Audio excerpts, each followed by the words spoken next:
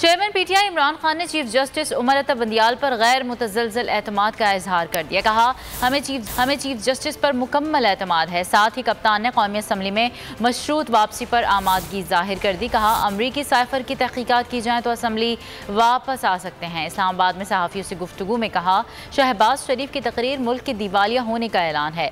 शहबाज शरीफ और मिफ्ता इस्माइल ने मुल्क का बेड़ा गर्क कर दिया। मिफ्ता कैंसर का इलाज डिस्प्रिन से कर रहा है।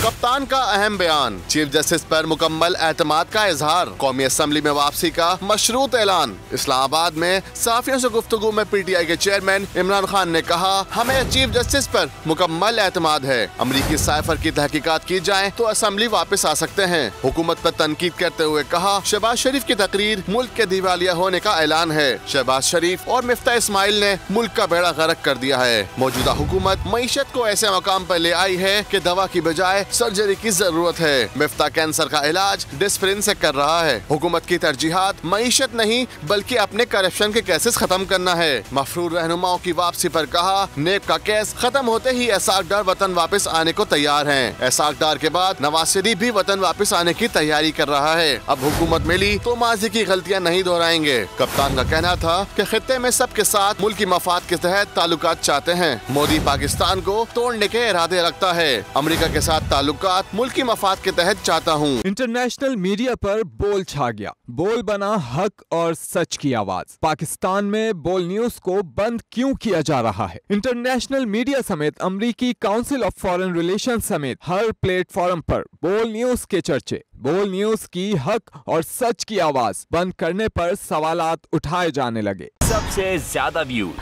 सबसे ज्यादा रील्स और सबसे ज्यादा रेटिंग के साथ बोल अब भी नंबर 1 पोजीशन पर बरकरार। अगर आपको ये वीडियो पसंद आए तो लाइक पर क्लिक कीजिए, सब्सक्राइब करें और बेल दबाएं ताकि कोई खबर रह न जाए।